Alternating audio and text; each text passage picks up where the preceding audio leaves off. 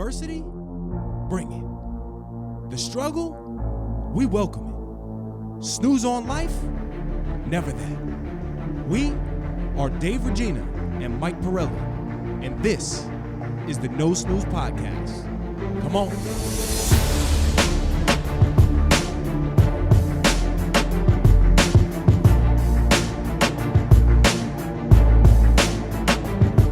Welcome back, episode 59, No Snooze podcast. I'm Mike Pirelli, Dave Regina, Claudio on the ones and twos, and this is a podcast, and I'm calling it a show now because we're more of a show. Right. This is a show where we talk about being better parents, fathers, professionally, real estate investors, models, fitness professionals. Human beings. That's actually, that would save me. That would save me everything. In our personal and professional lives. Personal and professional. Still working on that intro. If you haven't yet, subscribe. Hit the subby button. Yeah, and everyone's like, smash it, do this, do that. Yeah. Just be gentle. Touch it. Just touch it once and we're good. I like it. Dave, how are you? You're looking good. You're Listen, looking tight. Man, I'm nervous because 59 means that we are one closer to 60. As everybody knows, we bring the wives on every 10. We're getting close to coming next week with the wives. I'm going to go on a limb and I'm going to say this run of 10 has been our best run yet. Yes. As far as putting the foot in our mouth. Yep. I mean, maybe not myself, but I'm pretty sure you've done pretty good. For what? What do you mean? Not putting our foot in the mouth. Like, I don't think we said anything that's gotten us in trouble. Actually, I think after like the first 5 episodes of the last 10, I remember Karina saying something like, "You're a liar. I can't wait to come on." Yeah, so, she actually gave me some attitude when we were at Nick and Jenna. She said to me, "Oh, I'm so busy, my showings, I work," and I laughed. I was like, "That's pretty Puerto good." Rican swag will get you, you know. Nothing like a couple wives to put you back in place when you're feeling a little somber about yourself. That is true. So Podbod father figure update. I weighed in, right, just recently, and last week I basically reached the goal of 9.6, and I'm not gonna lie, I took my foot off the gas a little bit. You need to. I literally did, and I weighed in 9.9, so I'm close. If I get what's today? So Friday, I have to weigh in. So you're definitely weighing in Friday. That'll be my final weigh in. And tomorrow's I know the first though. Yeah. So why don't you just weigh in and then you're done? Well, as long as I want to get back to 9.6. You're aware. Yeah. Yeah. I would. I'd be disappointed in myself if I got to 9.6 2 weeks ago and couldn't at least get that. I would like to see a 9.5, but I'll be happy with a 9.6. Yeah. I think you should be extremely happy. I underplayed you the whole time. I think in my head I was like, yeah, his is very difficult. That's a very difficult jump, but the competitor in me trying to make it a little more fun was a little more tough on that and be like, oh, come on, you could do it, blah, blah, blah. I think it's more difficult than I anticipated, so I give you credit. For me, it doesn't sound like a lot, right? And when you're going from – so my official weigh-in the very first time, and I think I did myself a disservice because as I look back at my chart, I actually had a 14.7 weigh-in, but my official one was a 13.8. Yeah. So I started with 13.8, but I was as high as 14.7. And getting down to that 10 mark, for me it was tough, man. But I relied on the habits, and it's kind of we always talk about compound interest, right? And I said something to my buddy Rich and Mark yesterday, and I'm like, I feel like this year I am reaping benefits of compound interest from habitual excellence. Right, I love how you get super wordy on me. But it was crazy though. Like, think about that, right? Like, say it again. Compound interest from habitual excellence. Right. Okay. I right. It. Like when you think about it, because some of these habits now I've adopted for a long. You're like the jacked Dr. Seuss. Jack Dr. Seuss. I like that, bro. You are because you enjoy your words and you use them to your advantage. But you get what compound interest, right? Is something that like happens over time. And the longer you allow something to sit, it compounds. So even for this diet, I felt like, along the way, I was losing like 0.6, 0.5, 0.3, 0.2. But then like now that the challenge is finally complete, looking back, it's like, wow. I actually wrote it down, and I was 80 workouts in. Today I finished my 80th workout on my goal to 260. Mm-hmm. So just looking back at the habits, same thing in the work field, right? Like you get to a point that the longevity, I guess, of your habits, it builds the momentum, and then you finally see results. On that point, you realize that, I guess, professionally, personally, everything, when you have kind of a standard, a new standard that you're at, and you level off and you plateau at that area, you're able to push past that at a point. Right. And I think one of the things that you were prepared for is that you've been at that range. Yep. You know, you've been to the 13, 15 range. So when you were ready to push past that, you're like, oh, that's my basement. You know, I'm trying to get to the ceiling. Whereas where I started now mentally, I'm like, all right, well, I need to get to this plateau and maintain it for a couple weeks. Right. So that I know mentally I can push past it. Yep. So it's interesting because I never think, you know, but then it relates to your personal and professional life because you get to like a plateau of where you are and you maintain it, but then you realize, all right, well, time to level up to the next And then one. you have to make the decision. Am I going to stay where I'm at? Yes. And do the same things, or are you going to adopt new systems, alter, like you always say, and decide that, okay, I need to move forward, but I have to change something. But the thing is, you can't go backwards. No, can't go because backwards. then that's devastating. Because then you got to get to where you were previously, and then when you get to where you were previously, then you have to re-plateau. Right. And I think the big thing is like setting that next goal quickly, so that you don't go in reverse, whatever it is. I am not going to lie, though. I miss and I don't know if it's just being a parent now. I miss my glass of whiskey. I miss my wine. Well, can you incorporate that while maintaining? That would Not be an 10, interesting. I don't think I can. I think you could. I don't know. I don't think it'd be worth it for me if I had to. How many calories are in a glass of whiskey? Let's be very literal here. Like you. 90, depend. You don't think you burned an extra 90 calories? Yeah, but then I gotta. You know, I'd rather put the extra stuff into like parenting, spending time with my daughter. Or oh, something. You know but what I like mean? you can't have a glass of whiskey. When you No, have a I'm cigar. saying like I was doing this every night. Like I was having a because glass. I mean 90. So what is that over the week? That's I believe 400 calories. I was open about the vaccination. I have my second shot on Friday. But I think the cure to me not getting COVID was a little glass of whiskey. It's I told you when Could be possible, right? when Dana was pregnant, I went to the doc and I'm like, hey doc, like, should I be drinking alcohol like to prevent us to get like I would say like with her Yeah. to prevent us to get COVID, and she's like, that's actually the worst thing you can do because then your immune system is weakened when you have alcohol. So I don't know if you've ever experienced, you go out, it's cold out, you're drinking, you're standing outside without a shirt on, you end up getting sick. Wait, why are you standing outside without a shirt on? Like you're at a bar and you don't wear a coat. Wait. You don't wear a coat to the bar, and then you're waiting for like an Uber. Oh, all right. I mean, we don't live that life anymore, but back in the day. Okay. But that's why, because your immune system's down and I you're got you. You're I acting like an am idiot. looking forward to. So once I freaking weigh in and smash this 9.6 on the scale, I am going to Popeyes. They put a Popeyes by my house, right? I drive by it. Yeah, when I go to I haven't had Popeyes. I think I had it once with you for the first time, and Chris, and it wasn't a good experience. Oh When no, we went had Chick-fil-A. Oh, okay. So I'm Yeah. excited for this Popeyes, and I've been craving my Oreos and an ice cream sundae, and I Really? cannot wait to just enjoy this. You got a sweet tooth, huh? Like Oh. that's I think on my craving Oh, man. meter, that's the least craveable for me. Oreos? I'm like more of a like fried chicken sandwich, like nachos, fried. Like I want the Talk to me. I want the diners, drive-ins, and dives special when I Talk go to me. wild. But I'm telling you, man, Friday comes. I see that number, And it's Good Friday. I'm like, oh, it's gonna be a Couldn't good be the Friday. best Friday. That's right. That's right. That's good. Are you gonna weigh in one final time? So, I think I should. Will I? I don't know. I weighed in last week to, if you don't follow the Instagram, go follow. But I posted, I hit my wall. So I landed at 14.4 for my, right? Is that what I told you? Something like that. It's 14.4. My weight actually came down. So I was 199, which is where I was before we started all this. But I lost muscle. So what I realized and learned through this last 2 weeks is that I wasn't as diligent with my protein intake because just lack of organization within a busy couple weeks, which is my fault. And that I really suffered because I lost like 3 pounds of muscle. So if I ate enough and was on track the way I was, that number might have been different. Still a failure because I wouldn't have hit 10, but at least I would have said like, oh, well, this is the equation. I just need more time. Whereas now I need to reset, like have a week where I'm not eating like an animal, but we had like pizza last night. I had McDonald's over the weekend where I'm trying to maintain it, stay below 15, right? Stay in the 14s and then get ready for another push. Will you get down to 10%? So in the past, I've gotten myself in trouble by going, and we'll talk about this later, going for big goals because if I'm doing something with someone, I don't want training wheels on, right? Like if I'm with you and you're farther along the process in much better shape and more experience in an area, I want to try to do what you're doing, right? Like when I was younger, I used to play basketball with my brother, and he's older. I never wanted like a handicap.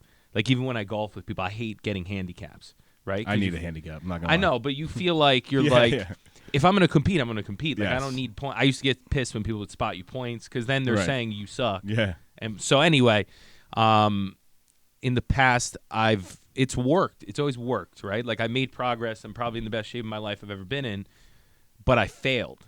But I don't really put too much into the failure anymore because I'm making progress. So to answer your question, long story short, I'm going to try to get to 10%. I've underestimated originally and committed to it just so I would take the action. I can do it. I know I can do it. Of course. It just comes down to organization and the process of eating the right food. And the consistency. I really didn't. I was pretty consistent. I just didn't eat like I don't think usually, you know what I mean? Also, I didn't try that training regimen. No, I think my training regimen was pretty good, surprisingly. I think it was so I feel strong. Can I be honest with you? Absolutely. You can be 100% honest. So I'm a little disappointed in the approach. How I did it? How you finished. Right, just because and hear me out and then you can respond. Yeah. We had a goal of this number by April 1st or April 5th. Yeah. I feel like you accepted the defeat too early, and you still had time to push, and you made a conscious decision not to, because you could have easily, if you wanted to, and you weighed into that 14-4 or whatever, instead of accepting the defeat at that moment, you could have said, yeah, it's not likely that I'm going to get there, but I'm going to do an extreme push and try to get down to 13% by, the deadline. So my thought was, is it worth it, right? Like, is it worth this week being miserable? And sometimes the answer is yes. For me this week it wasn't. So it was like I have Easter coming up. We have a birthday on Tuesday. I have to shoot a tell Mike sent you. And I just had a couple of weeks where I pushed hard. Like my 2 weeks I pushed real hard and it didn't come to fruition. And that was like if I had the momentum, I would have pushed through. And I realized that it looks like I'm kind of quitting, but that's not at all what happened. It's just I'm realistic. I'm like, listen, if the goal's 10%, I'm not doing it. It's failure.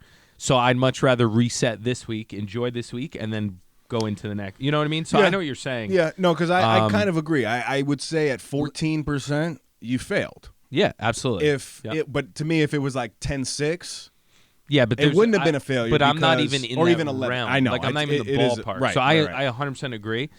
I just wasn't in the ballpark, and I'm like, listen, I put in like 20,000 steps multiple days last week, and I just didn't retain the muscle. So I'm like, shit, like I made a good push, but it just I didn't have the strategy down. It just things didn't fall into place. Where I'm not making any excuses because I absolutely failed. My strategy wasn't correct. It was all my fault, but. I'm happy with the results. Yes. And you look, no, you can. And I'll submit a photo. I Sure. I promised the photo. The shirt's not going to be off because I didn't hit 10. What? When I hit 10, I will. Okay, you have to. I have to. I have to. But I have to say, I enjoy setting a goal, not knowing without thinking it through too much. Remember we talked about overthinking? Because I said I'm going to go to 10, I was forced to be like frantic to try to figure out how to get blazing. there. So even though I didn't get there, I was shooting for something that motivated me and I enjoyed doing it with you. And I am very happy that I did it that way, even though I risked failure and, public Makes sense. Embarrassment. There is one thing. Yeah, well, public embarrassment. Well, honestly, I don't really get that. Yeah, I was going to say enjoy. that doesn't matter. For me, you're much better, and I've always said this, at handling your own critique of yourself. Like you're willing to put things out there and for yourself be okay coming up a little short, whereas I wish I had that a little bit more. And I am so hard on myself that like I beat myself up. If I weren't to get that, I would have been in shambles. Yeah, it would have really been a detriment to my confidence. But here's my question: if you said I'm going to get to 5% and you didn't get there, but you got to like 7, would you beat yourself up? Yes, if I got to 7. But you're keep in mind you're setting a goal that you said like, yes, I can do 10. I know I have that in the bag time-wise. If I said you're going for a goal that you don't know if you can get, but you're going to try, and you get down to like 7 in the same timeline because you went absolutely crazy, you can't be upset with yourself because that's insane. Yeah, but I still think like if there was a proper timeline on it, I'd be able to get closer to 5. But I'm saying if I gave you the same timeline, you knew it would be a long shot. I get what you're saying. So I don't know if it's I'll call it a flaw in how I set goals. It's worked. So I'm not ready to abandon that. But maybe it's good. I It doesn't should have said stop your like confidence, 14. Maybe I should have been like, hey, 15 is the goal. 15%, right. But I don't know. I don't know if that approach for me would be more motivating. Like maybe I wouldn't have pushed. You would have went slow. I don't know. To start. You know? Yeah, I get you. So I'm there still was trying to one figure day, that though, out. we had a heated conversation, all of us, and I remember you looking in the camera and you were looking at CV and you were like, oh, I'm going to get this. We're going to make a gentleman's bet right now. How Well, do I you was feel gonna now? put cash down, That's but what I'm thank saying. God we But now, didn't. how do you feel Listen, like with if that? When you go that hard, You have to. You know, and then, but the big thing with me is like when you're wrong, you're wrong. You have to you're admit good that at you that. failed. No, you're very. But good at that. you have to, when you're in it though, you have to. You commit. have to. Yep. Because like you give it your best shot. That's part of it too. I don't regret any of that because I know in my heart I did everything I could have. Did you? you? Know what I mean? You think you Absolutely, did though? Yeah, 100%. In Except the current, what about the training? in though? the current time, I worked with what I have. There were some days I had, and Karina's gonna kill me for this. I had no time. Like I literally squeeze in stuff. Swamped. When he tells me he's swamped, No, but I won't use that term. But I literally like if I had a full day of everything, whatever was going on, I literally did as much as I could in my timeline, and that's what it was. So the realization of like I left everything on the field is I'm 100% confident in saying that. Now, was it perfect the way I did it? No, I could have maybe ate much better, but in the scheme of things, I just didn't have the bandwidth to put towards going to that extra level because I'm not cooking. I'm not doing this stuff.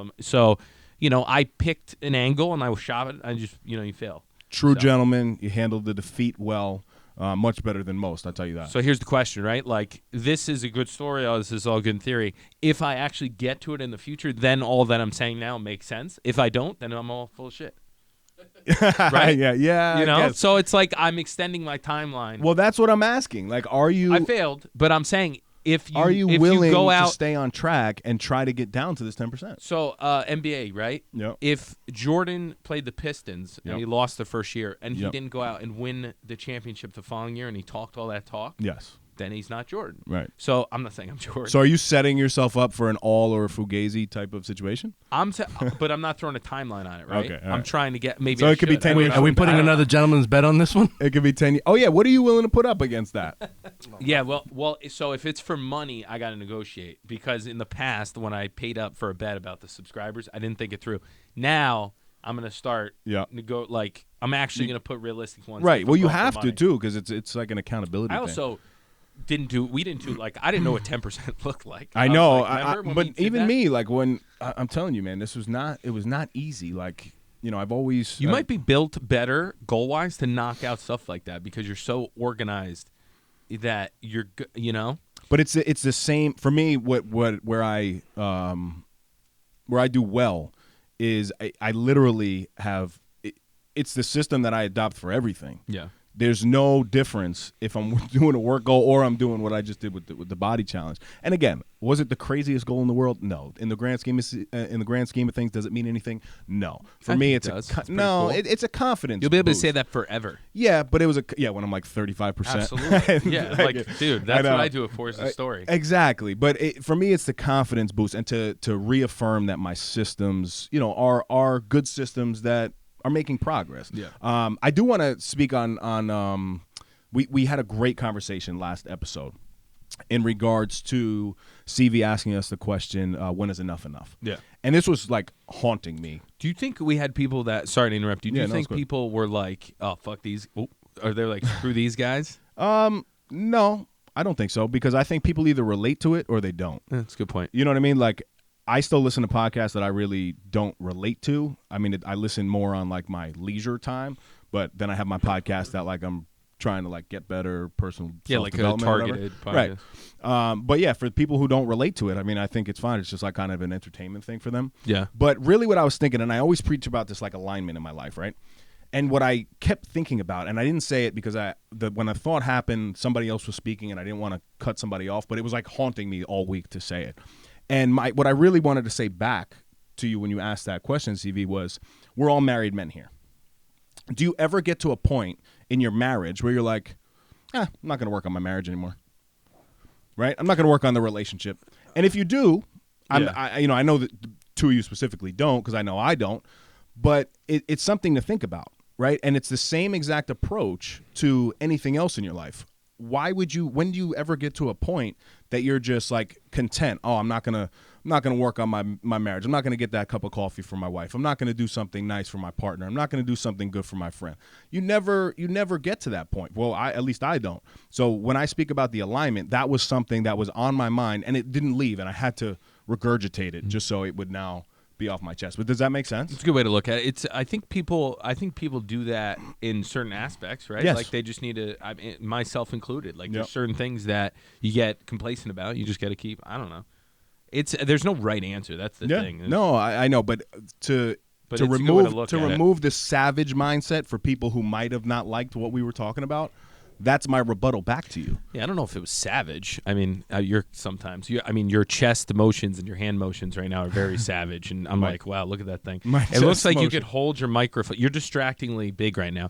You can hold the microphone big right now. You can get rid of this boom arm and just put the microphone in between your chest. And so I'm not gonna lie though. Sorry.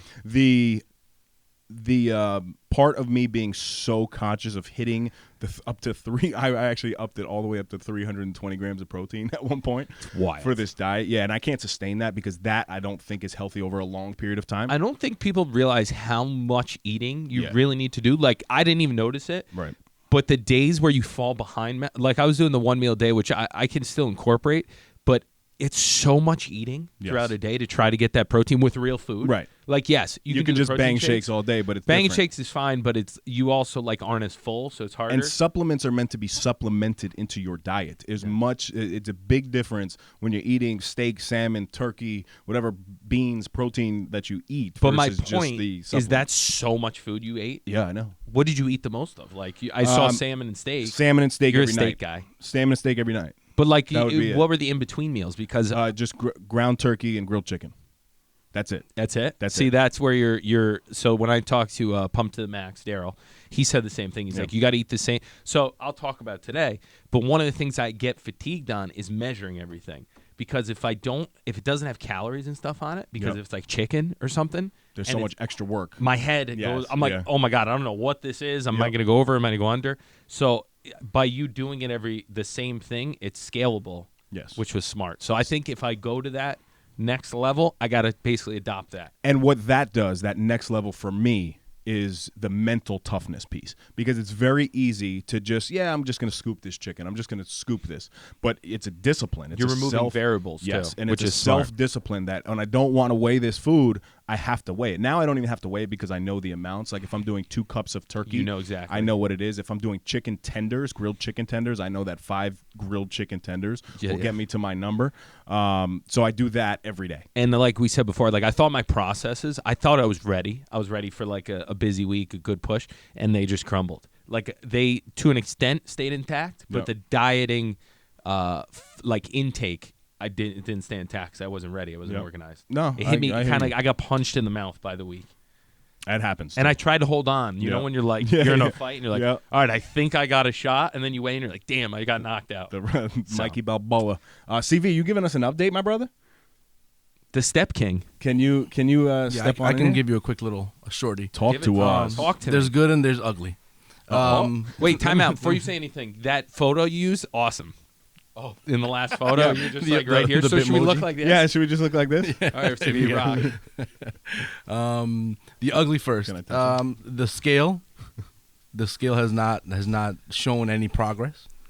No proggy? No at all. But the positive is that I'm on my routine now, and it's an everyday thing. I haven't stopped. Love it. And I do feel 10 times better. So that's the good stuff, the progress. Very good. Beautiful. I love it. That is it. Short and sweet. Yeah, and you're that even the response this week is good because you're like, because you're the positive spin on it. That's the move. When are you going to get to the point though that you have to make, because you still have a crazy amount of time to lose this 50 pounds, right? Is there going to be a place like Mike? Sometimes he likes to be squeezed. He likes to feel right, like he likes to feel like, damn, I only got 4 months to do this. Like I might as well push the gas now. When is it going to be like a non-negotiable for you that like no matter what I do, I have to lose 2 pounds a week?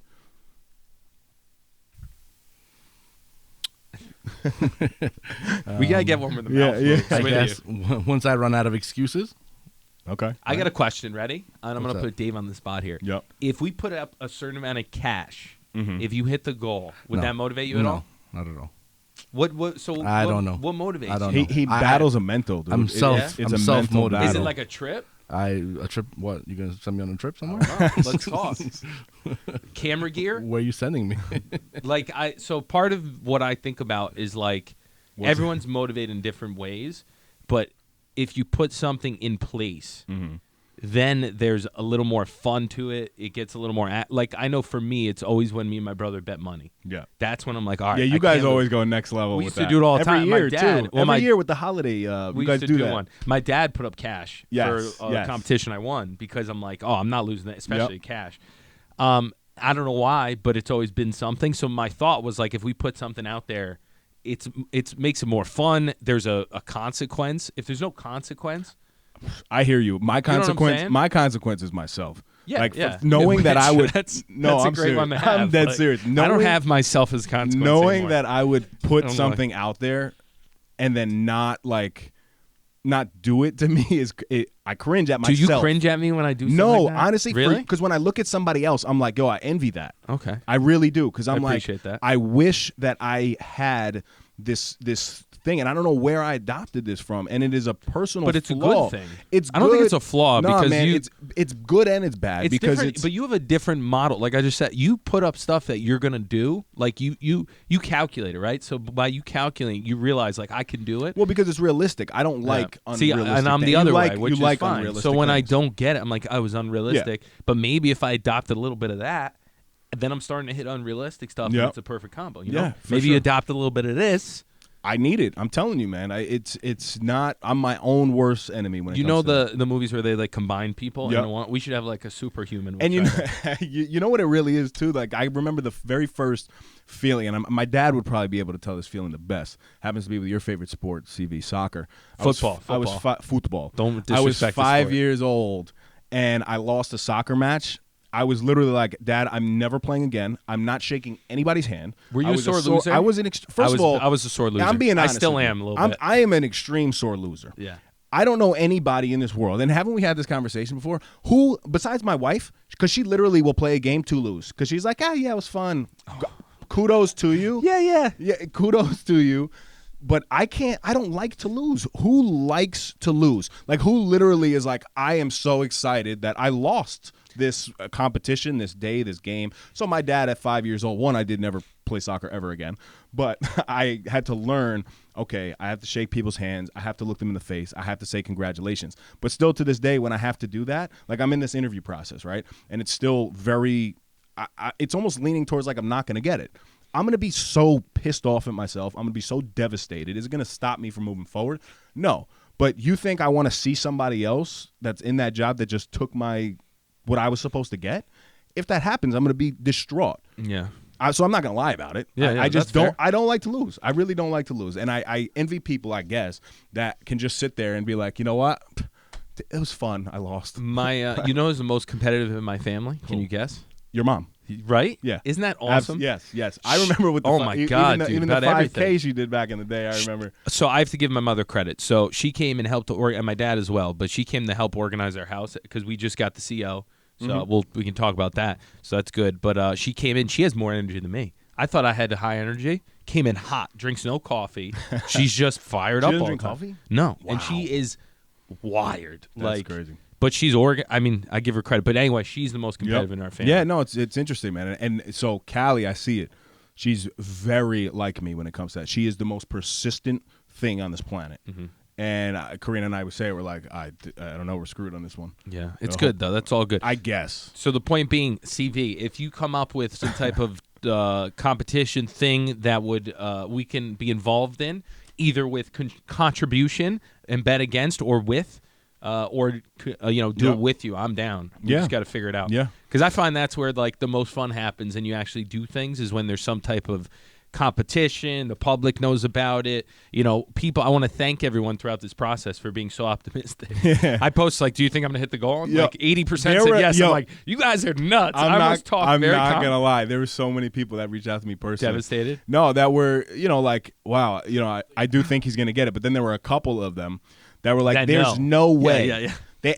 like Karina's cousin David, right? I'm like, yo, you think Mike is gonna get this? He's like, if he gets this by doing 1 mile an hour walks and it would have been so funny if I did though. Right? Like I would have been pissed too. I would have been like, right. are you kidding me? I put all this strain on my mental, on my body. But maybe if I have a long time on, I could do it because if you chip it now. But I'm saying that way.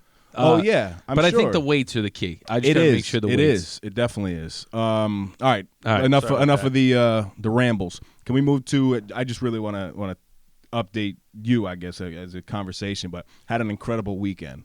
Incredible weekend. So Karina went, life-wise, Karina went away. She had she had a bachelorette party in Maine with a couple of her teacher friends. So it was really nice. 6 girls up in Maine. I think it was 6 teaching class. Yeah. But they were all moms, and it was just so nice for them to get away. But obviously, I had the baby.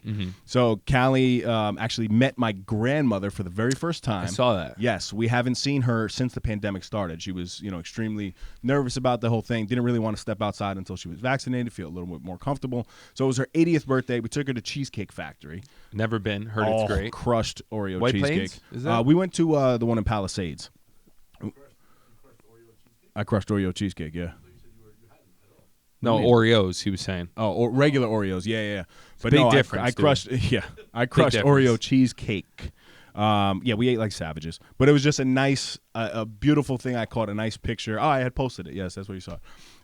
But it just a nice moment that I will never forget it. It's the best. I am getting softer in my old age. When you watch, like I'm finding myself enjoying sitting back and looking at the moments. Yes, and like seeing the baby play with the family, or like brother-in-law or brother, or babies playing together. It's a weird coming of age where you feel like you feel more of an adult. This is the most. I still feel like a kid, but sometimes you feel more of an adult, and those are the moments where I'm like, oh, like I'm getting older. We are very adulty now. Adulties, yeah. If you say adulty, you're not an adult. You're definitely not adults. Yeah. If we're saying it's adulty. But it's very bizarre. This has been one of the hardest but most rewarding and transformative. I said it last time, but transformative years I think ever. Absolutely. But maybe that's every year from now on. Yeah, it could be. Because every new stage is just like a new. Because you've never been through it before. Yeah, and you never really hear people talk about it. But then I guess when you actually sit down and talk to people and you ask them about it, they say the same stuff. But they just don't. It's weird having this platform to talk about. We have an opportunity these to things document it. because a lot of people don't, and it's an intern. I don't know. It's weird. It's been a bizarre year. Yeah, it has. Current events.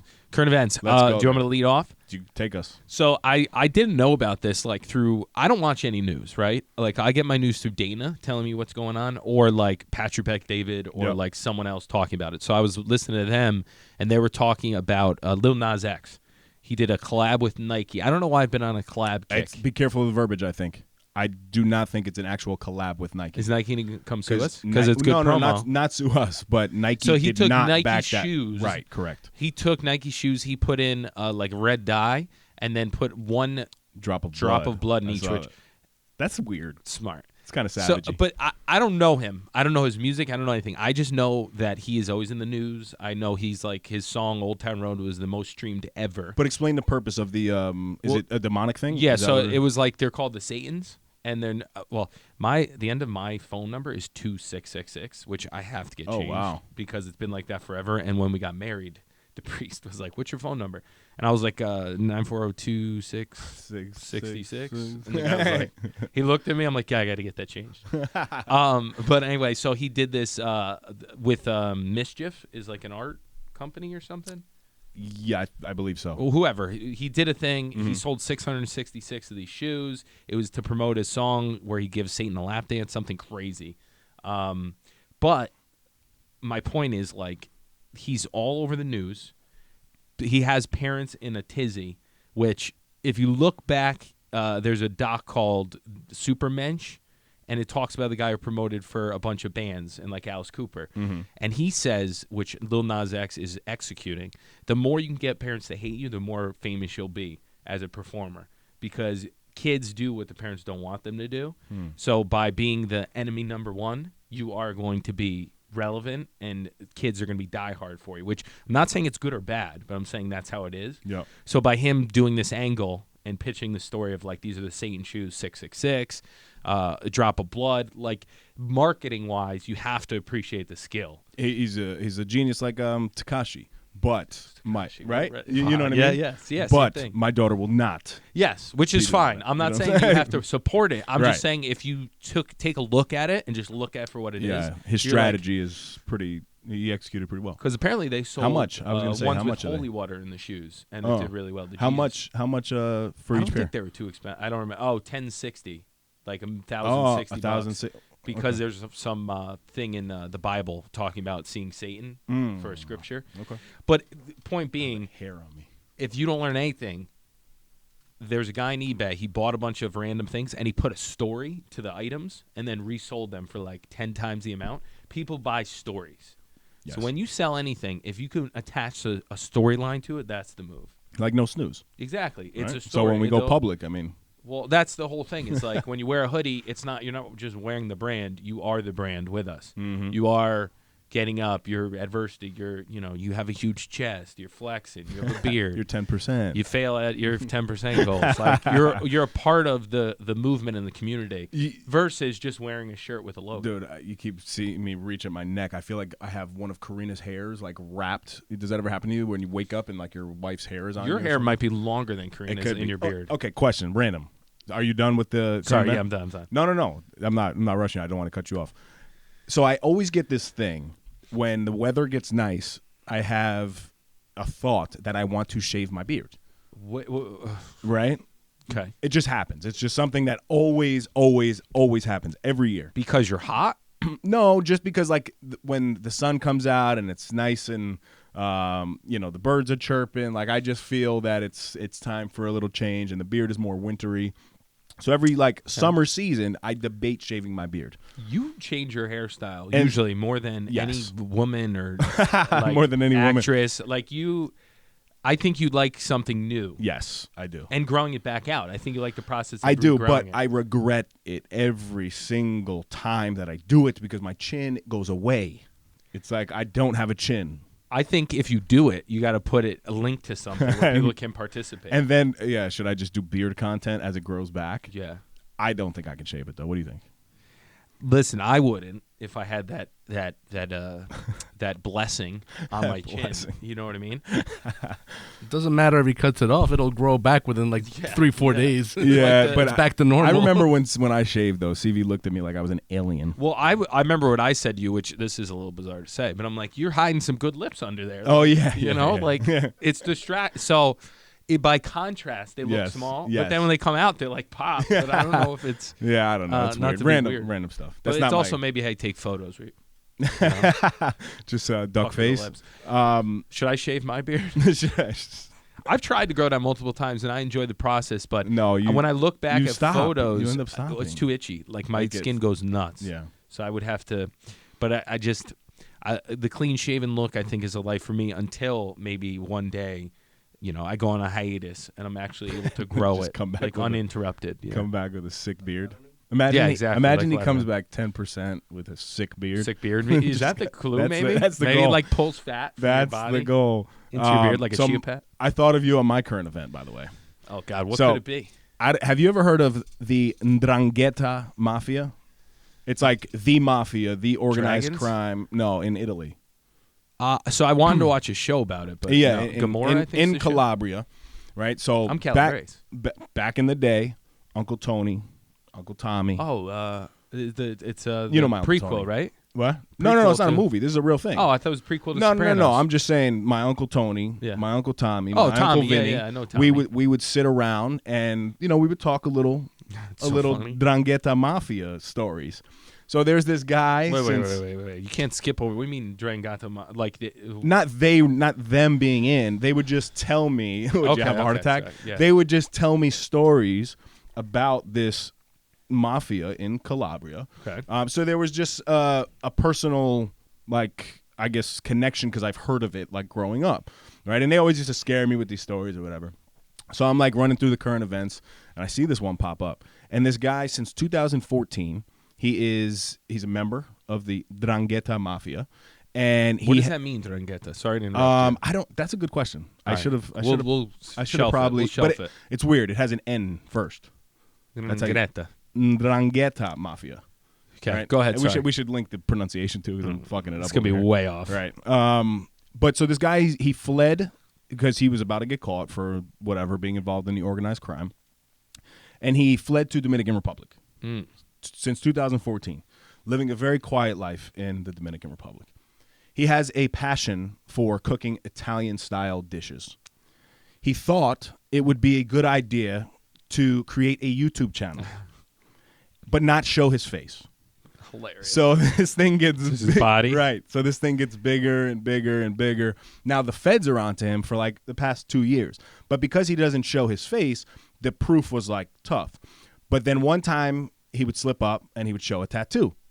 So this dude got caught because of his love and passion for Italian-style cooking. So it just made me think that one day, if Mike is fleeing the country and he is doing these episodes of Tell Him Mike sent you in another area of the world, but not showing his face, that we would be able to identify you by the 10% body fat. Well, I don't have any tattoos. But that's where he went wrong. Can you believe that my man got caught because of YouTube? Do you remember the Microsoft Surface commercials where it's just the upper body? Yes. And it's like them. Yes. That's what it reminds me of? Exactly. You would get caught immediately because you just have like the bottom of your beard, all your tattoos. And no one's going to know. My face isn't it. Yeah, I'm not there. But how funny is this? But you should see the way. Is the food good that at he least? was cooking. He's so passionate about this stuff.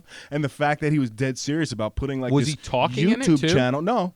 Oh, so it was just his body, but you could see like his like. Well, it was a zoom in on the actual dish itself, on the pot and stuff. We got to watch this So video. he's throwing the cheese in, he's mixing the pasta, he's doing all this nice stuff. But then he'll walk away from the camera, but his like legs would be on That's there. hilarious. And he has like these calf tattoos that like were noticeable. So the feds caught on, and they ended up knocking on his door and catching him. That's amazing. Right? That's How one of funny the is best. that? Your current event game is A1. How funny is that? A1. Oh man. Did Kanye get rye? Not yet. Every time I see rye, I'm like, oh, it's Yay, New York. Yay. It's Yay, New York. Yay, New York. Yay, Kanye York. Oh, man. That's a good one. No Snooze Reckies? Yes. I have, you want me to start or you start? Yeah, you start. Where are you hiding it today? Because So, you got to know. it is in the pocket here. Let me bust out I didn't know my you could get into those pockets. Yeah. It comes in a little package here. Can I make a comment? Yes. Sorry, before you Go start. ahead. Go ahead. I got my suits tailored, right? And I'm Now you're realizing. screwed. Well, a couple things. The jackets are loosey goosey, which is fine. Like I think you need to commit to the size moving forward, which has not worked in the past. Right. But my guy tailored my pants. They're all Johnny High Hoppers now.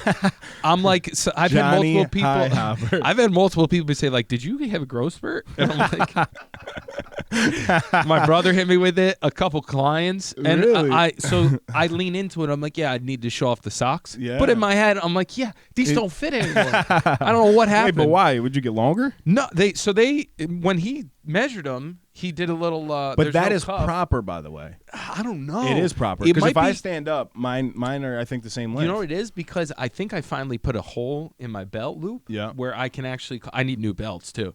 I can actually tighten it. It's actually riding where it should be versus hanging a little low. Gotcha. So I think it was an error on mine on the front end. But anyway, Some of the kids, like at work, if they see me, I caught them a couple times, and I was walking down the hall, and one of them pulled their pants Like all you? the way up, tucked in shirt, started walking down the hallway like that. How do you feel that you're going to be influencing a whole generation of kids that are going to like? There's going to be a lot of little kids running around that are going to look just like you in the future. Like, remember Dave? that would be Mr. good. Regina used to be huge. That Remember would be him? good. That would be good. So I got the Roque Action Rings. ROQ Action. Roke, Rings. like woke. Roque, yeah, ROQ, but like woke doesn't get spelled like that, does it? No. Okay. So anyway, these are silicone bands, absolutely perfect for the gym. I use it when I travel, and they come in different colors. I have a 4-pack here, but there's only 3 in it because I was missing one this morning. Mike has one here. I'll show you what it looks like on the finger, but extremely comfortable. Literally cannot even feel that it's on your finger. This became a game changer for me in the gym because I do a lot of pull-ups. I usually work out with my ring, but then the ring was digging into my I have that. calluses, Yeah. right? I don't know if you do pull-ups, so let's be honest. Listen, I just push through the pain.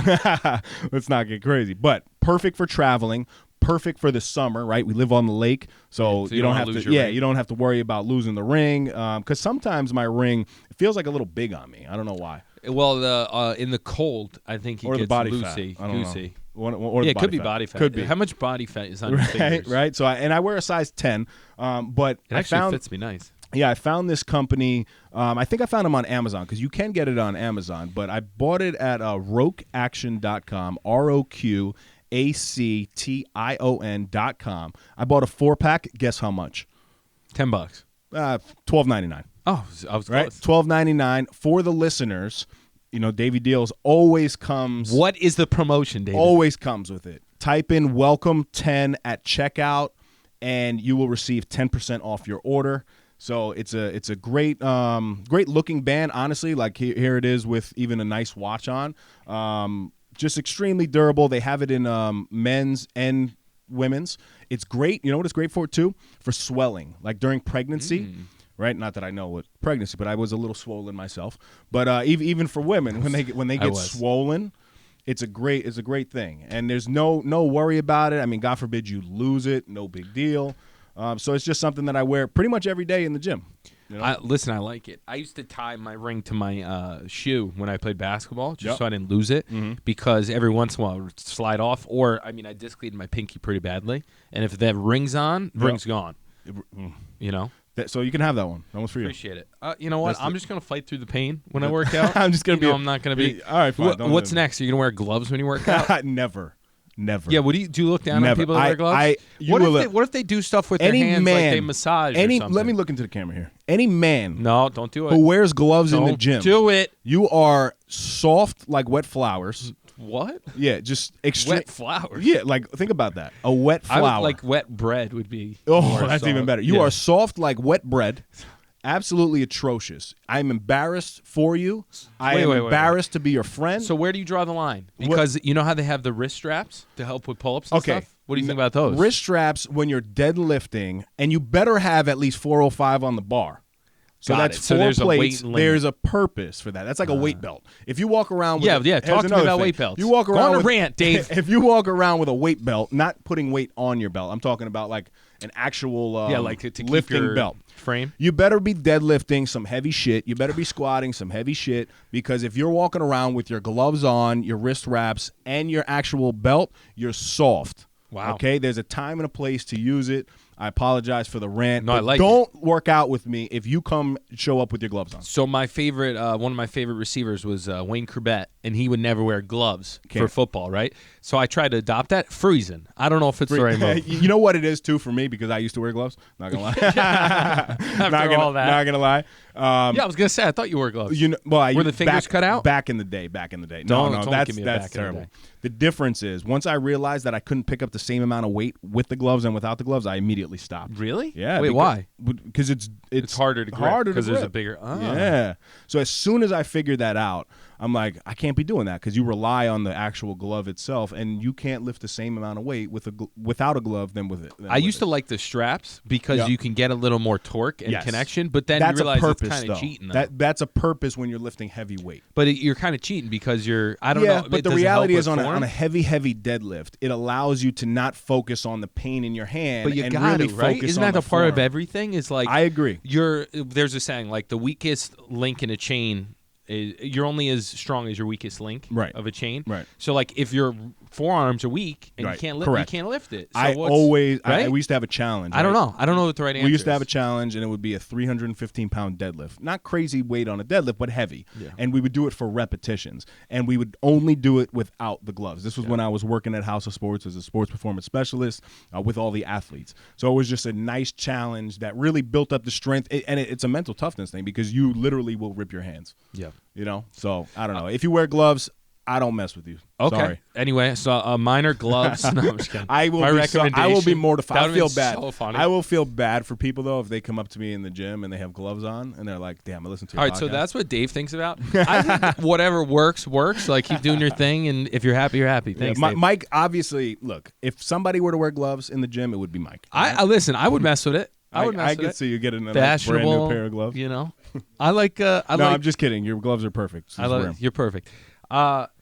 Wow, love that rant. Special thanks to Manny and Mike, by the way, at GNC. They failed you, Greenwich. bro. No, you know what? Manny got in my head. He said, listen, you're going to get to 14, then you hit that wall, because that's where the real, like, it gets real difficult. He was right. Wow. I hit 14. What does Manny and Michael look like? Manny's younger guy. I'm going to pull up on them. Why don't you come with me? Should They're great. I like them a lot. Mike's a cool dude, too. Older guy, great shape. He was trying to encourage me. He's like, dude, that's so great. Like, you're at 14. What'd you start at? I was like, 23. He's like, still great. Like, he was trying to help. Yep. But he hit me with 13 to 10 is serious. Like, you're not. He knew. He was like, you're not. Like, that's serious. Yeah.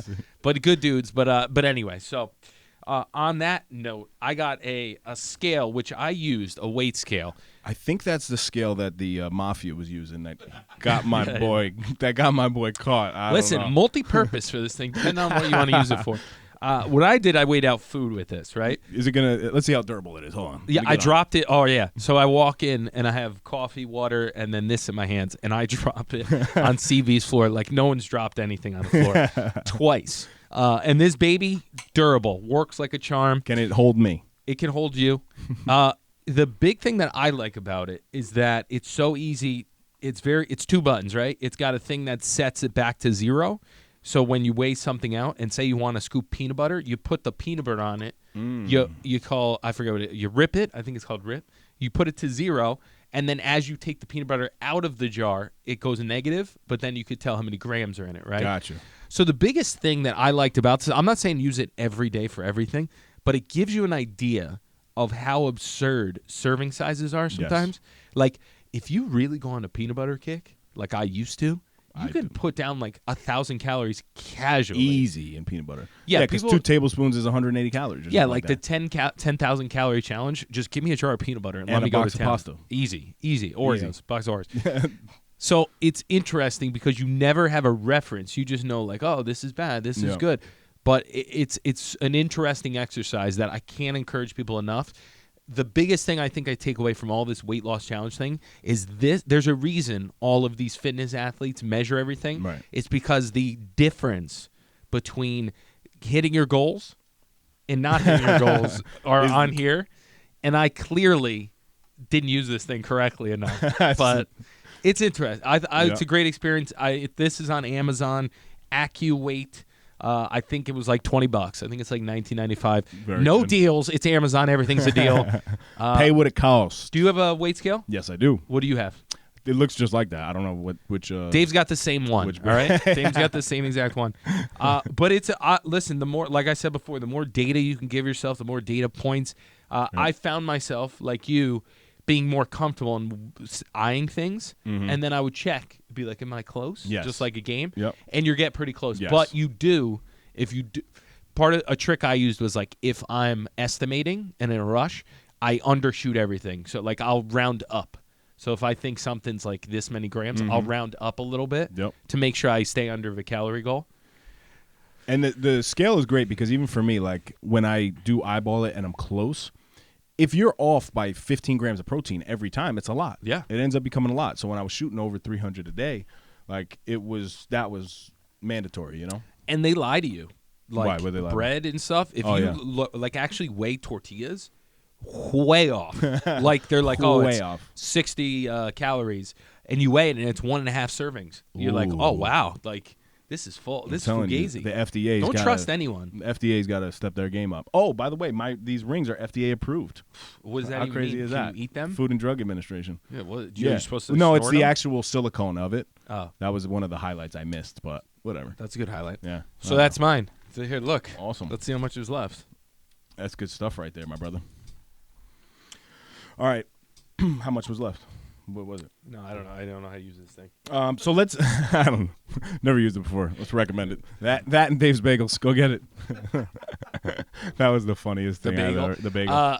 Yeah, that's the other thing. That's gonna be your new nickname. Bagel. The bagel. I don't know. Until you get down to 10%. No, I don't know about that. I need something more demeaning. The bagel. I don't know. A wet bagel. Figure it out. The wet bagel. Wet bagel's pretty bad. That's terrible. We wanted to take a quick second to let you guys know that we partnered with our good friends over at Orgain.com. We're happy to offer our listeners 30% off by entering the code NOSNOOZE30. Again, that's No Snooze 30 for 30% off your first order.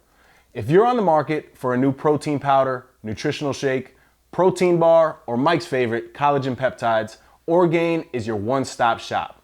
As all of you know, my Crohn's disease is currently in remission, and the only protein I use is from Orgain. My personal favorites are the chocolate peanut butter and the vanilla bean. With the code, you can try a 2-pound tub for under $20. Talk about not snoozing. Go get yours today. Now, back to the epi. All right, let's dive in a little bit deeper to accepting defeat, right? As I said, tough subject for me. Yeah. I'm not going to lie. When's the last time you were defeated? So this is what I was going to talk about. No, seriously. I had to really think about this because defeat for me is like failure, and it's something that I really try not to do, and I only really do it if I completely stop and give up on things. Yeah. That's like true defeat, because if I try my absolute hardest and I make a lot of progress towards something and come up a little bit short, that to me is not failure. That's where we differ. That's the fall versus the fail, whatever, blah, blah, blah. But believe it or not, and this is something I have not shared, I don't think, I have a lot of business fails and defeats, especially as a want-to-be entrepreneur. Like, I have 3 specific examples that, as I was talking to Karina, when I made a joke, I'm like, well, this is going to be a tough conversation because Daddy doesn't fail. But Did you say that? But I was kidding, obviously. And I'm like, help me think about this. Let's talk through this. So I actually started a hat company. The Brim King. Called Brim King. Yep. Right. I remember it. And I invested in this thing. I ended up buying like $1,000 worth of product. Spoke to some people in terms of like wholesale. Had a bunch of things like on tap. Logo created. LLC created. And just even talking about it to the point that I was putting it out there, and I was even selling, a couple hats. And it didn't take off the way that I wanted it to take off. I got in my head about it. I allowed my systems to fail because I saw that, my progress, I wasn't making the progress that I needed. This was at a time in my life when I feel like all of my energy was in that fitness world. So I was still applying it to fitness, but my alignment was extremely off. Right? So that was one of the first projects that I really identify as true defeat. Like, that project really defeated me, and I didn't even learn anything from it. You did. What? What did I learn? You learned not to buy 1,000 of anything and wait until you had sales, which yeah. we did in the second round. So yep. Okay, that makes sense. Yes, Yeah. in that aspect, yes. But in terms of my confidence was shot. I was embarrassed to even talk to people about it. I still have the fucking hats in my in my house. maybe we'll do a little promo. Yeah, on, just start giveaway selling Brim King. Then there's another one that I could think of, and then I'll let you. Well, you're kind of still the Brim King. So here's the first thing I want to challenge you to think about. Go ahead. The all wearing your hats while you're working out. You do all of this again in No Snooze, but a different application. So you started to do stuff that you're just translating to the next thing, right? Am I shaking too much? Oh, you lean on. I need something that follows me, like Britney Spears. When she performs, it just stays with you. Britney's a weirdo. These No, let's not free Britney. So hashtag free Britney. Put it down. Put it down. Link in a bio. The whole time free Britney. I actually never watched a doc, but it's so good. There's so many But things she's so I don't weird. actually watch, but people tell me about, So and good. then I make a decision on it. I watched and I'm it. like, I'm not even gonna watch it, but free Britney. So yeah, you've done that, right? But it's not. It is failure. You got defeated. You lost. But you tried things. It's like the light bulb conversation with Thomas Edison. I figured out 10,000. You figured out a way not to sell hats, so that the next time, right? So the next time you're like, all right, well, I'm never buying that many hats again. Right. Right. A. B. All right, well, that didn't work. Let's try something new. So, I get what you're saying, but the way you look at it is wrong because you said I didn't learn anything. You learned a ton. Yeah, but you get so yes, I guess you're right, and things not to do. But this was a complete confidence disaster for me. Yeah, but you got back up and you did something else. Yeah, but extreme defeat. Well, this is after then I did another thing. Yeah, what's the next one? So this is good, and this was good. This was my beard oil. Wait, you had a beard oil? I had a beard oil, and it was called You know Thor. what your first mistake was? You didn't reach out to me to ask about things because I would have been all about you. Listen, this was years ago when I started the hat thing, and then I was on this I want to be an entrepreneur, but didn't realize how difficult it is to be a successful entrepreneur, and it's hard to really be all in as an entrepreneur when you still are in a full-time world like mine, working weekends every weekend. Like I didn't even have that was my first flaw. Yeah. I thought that I was going to be able to manage everything at the time, and I just my time management was atrocious. Yeah, but that's I was all in the progress, clubs. Yeah, right? yeah. You're right, I guess. So what was the beard oil on? So I never heard about this. So this, and first off, where's mine? Maybe that's why. And this one is good. This one is real good because I've always had this nickname in the barbershop, right? And it's Thor. That was the nickname that they gave me. I walked into this barbershop 10 years ago. Did you have a in hammer White in your Plains, hand? Irwin's barbershop, and they just called me Thor. Like, you look like Thor, because at the time I had long hair. Oh yeah, at the time and I you did walked look in, like Thor. right, and I walked in, and I had like it was the summer, and I had walked from the old apartment. You remember my old apartment in White Plains? So I had walked outside, and I was like in like flip flops, backwards hat, baby Tasco gear. Yes, there you go. Beater on, and walked in the barbershop. Right, happens to be an all African American barbershop. I walk in. I wish like, there was a better nickname though. Thor makes sense. Can I get a cut? I think there's a little more creativity in there. Well, I don't know. So it just stuck though. Okay, and that's just what it is. Some of those best are the simple ones. Till this day, I call Irwin to make an appointment. Thor, what's good? Right? Like it's just a thing. So I came up with this concoction of the beard oil products that I was using, and I ended up buying small bottles. I think I bought 500 of them. This was another mistake that I made. So I love did the commitment though. You're like, I'm gonna buy 500. Another mistake. Wasn't really thinking about the name at the time. I'll get there in a second. So I was putting my energy into the wrong places is my point.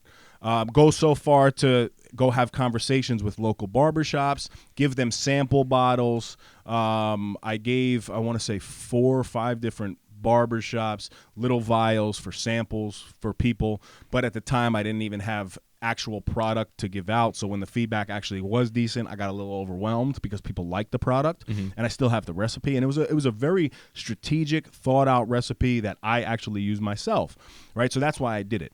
I ended up naming it Thor, and the acronym was The Honest Oil Recipe, because everything else, right? Because everything else that I saw, I would read these products and I didn't even understand, like, why is xanthan gum in my beard oil? Like all these weird, I put that in my body.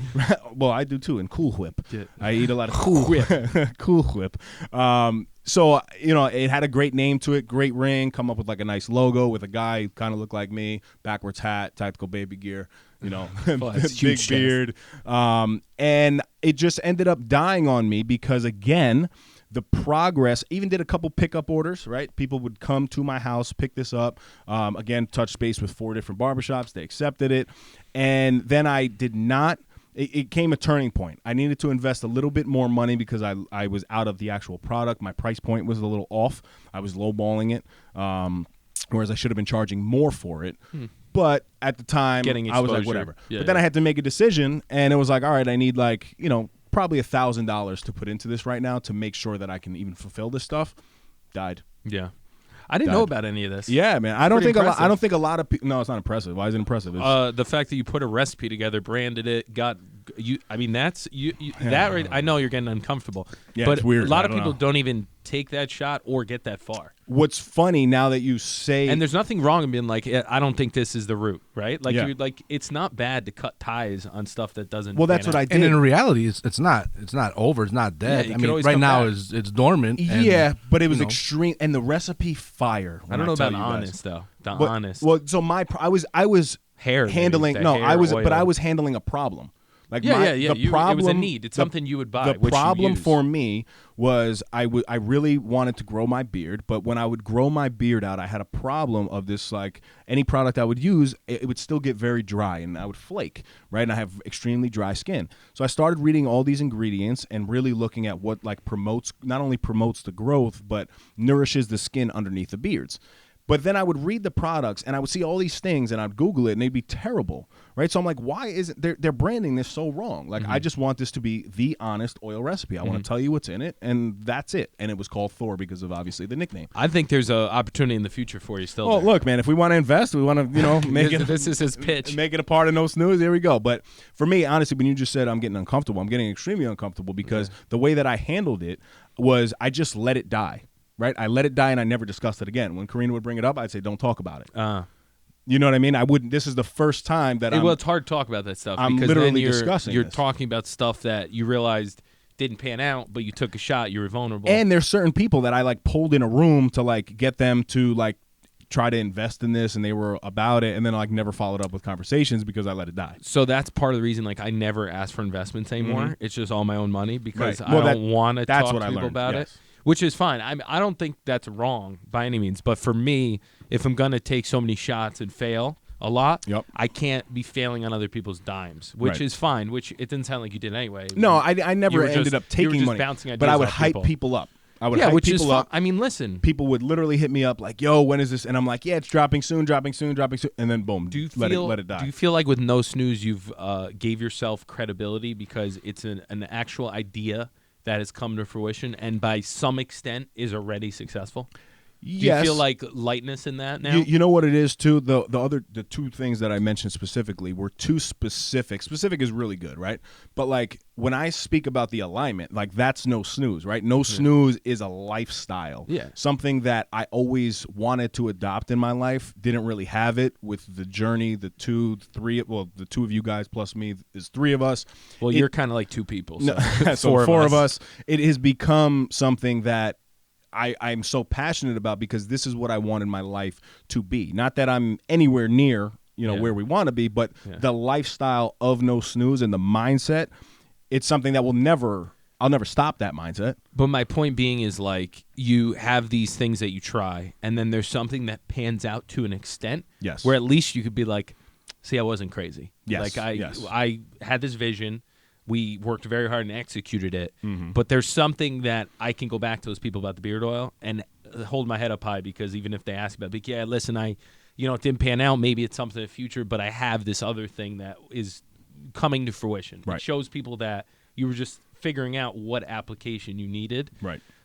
Which is awesome because a lot of people don't get to this. Mm-hmm. They'll do those and then they'll be like, I'm out of entrepreneurial endeavors. I don't want to start anything new. You know what I mean? You know what's funny, right? And Sorry, CD, are you trying to jump in? Oh. Yeah. So you know what's funny about that, and then jump in whenever you want. I saw the hand. I still get this weird feeling of No Snooze sometimes, and like when you see the way I'm I get a looking around. tingle in my biceps. Yeah, no. But like it when things aren't going smooth, right? When we have to jump on calls and we have to have uncomfortable conversations, and maybe this one is not, pulling his weight in your mind, or this one's not doing it, I'm not doing it. You get to a place that you're like, well, this might be the end of the freaking road, which is crazy to think about. But No Snooze is something that I am like, whenever that thought happens, I take the action against it, right? And it doesn't happen often. But when I started going through this crazy process at work and stuff, but then I turned it into a situation like, okay, so if there needs to be a period of time that I'm not posting on Instagram as much, then it needs to happen. As long as we can meet and we can record episodes, it's fine. There was one thing that I listened to, and actually I ended up speaking to a really big podcaster, right? I had a conversation, and it was about like coming onto the show.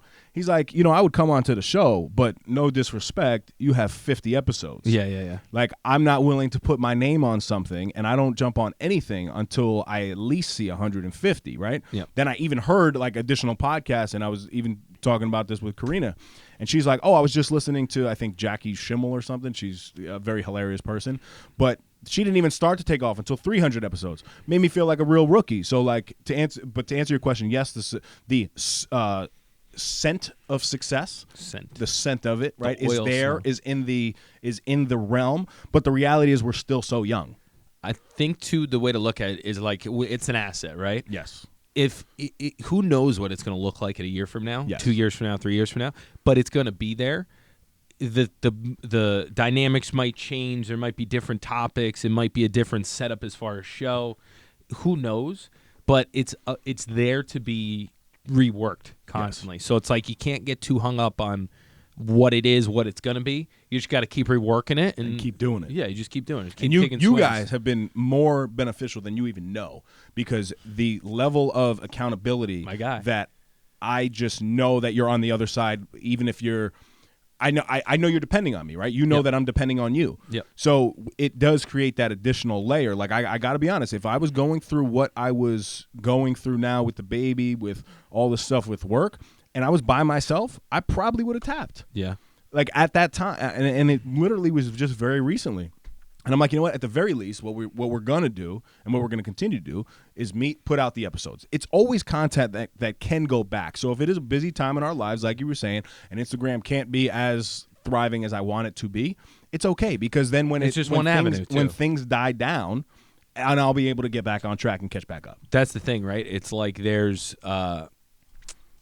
no magic process to everything, right? Like Instagram might die tomorrow. Right. Right. Yes, but No Snooze won't die because Right. we have an asset that is a brand and a lifestyle. And at the end of the day, if we're working in our personal lives, it all contributes to this because our goal is to be successful in whatever we're approaching, in whatever form that comes. But as long as you keep documenting, we still have a show. Yes, correct. Right? Like I could change jobs and be a hibachi chef, like I talk about. Yes. But if I'm a successful hibachi chef, That's No Snooze. exactly. Correct. So it's very. And We created a very flexible platform. yeah, which is genius, and you guys were a major part of that, because I know I could be very specific sometimes, and if things aren't going exactly how Dave Regina wants, But that's a good benefit. That's a huge benefit. I guess. But our dynamic is actually the craziest dynamic in terms of a partnership, because we don't always agree between the three of us. In fact, there's plenty of times that we're like, yeah, no, I still disagree with all the things you're doing. right, No, I'm kidding. which is fine. But we have learned to respect each other enough to know that the intention is a genuine intention, and we're here for the same reasons. But No Snooze for me is also about a quality of life, right? Moving forward, like when we say success is a very broad term. Quality of life is what No Snooze brings to the table. So as much as I don't care, go ahead. Oh, I thought he was leaning. Oh. So as much as I don't care about, I care about feedback, but I don't take it too much to heart. Yep. I also realize that in the past I've been more motivated and excited when I'm in a public setting, because I realize that people are viewing it, and I don't want to look dumb, even though I really don't care if I look dumb, which is a very counterintuitive thing to say. But by creating this platform that we did, now I'm even more encouraged to go out and be successful, because I'm like, well, I'm talking a big game. You got to back it up, right? So you almost feel that you deserve to be here now, right? Yeah, but it's you want to be able to talk about positive things on here, right? It would not be productive if we were like, yeah, we didn't do much this week, and so right, like it's we snoozed all week. So yeah, so like part of me needed something like this that I can loop into my lifestyle that helps me get up in the morning every day, right? Like yes, all the other stuff gets me up, but knowing that there's all these people that expect. Right. a post in the morning, even if it's a dumb post. Yeah, I know. Doesn't it get so? It's been a fun experiment and kind of like putting a community behind you that expects a certain level of quality. Right. I'm not saying you need to live through like the public side or do it all for the public. There's a personal benefit to it, but it helps. Yes, it all does. Do you want to hear another business failure of mine? Yeah, and I'll throw a couple at you because I have so many. It's crazy though, right? And I've never spoken. That's about good this. though. I mean, this is all stuff that think about. This is the way I think of it. You're so close to me. For 15 years, you didn't even know this shit. Because you don't talk about. I talk about a lot of my stuff. There's You know some what I'm stuff saying? you don't know that I failed at, but the way I think about it is, I always think in the sense of this is going to be funny to talk about when I'm. With somewhere else, because people be like, "Oh, that's hilarious that he tried that, he didn't do it. Look where he is now." Right. So as long as you think that way, you don't get discouraged by it because you're like, "Oh, it's good content. Yes. It's going to be funny in the future when people find out that I used to sell greeding cards." I don't know if you remember that phase. Which one? There was a greeting cards. multi-level marketing company. Yes. And I did it in college. Yep. Which is the most unsexy thing to do ever in college. And it was all single, not single. It was all moms that were on my team, which was fun. It was a great experience. I did very well, but I came to the realization, I'm like, this isn't the avenue I want to take. You want to go down. So I stopped.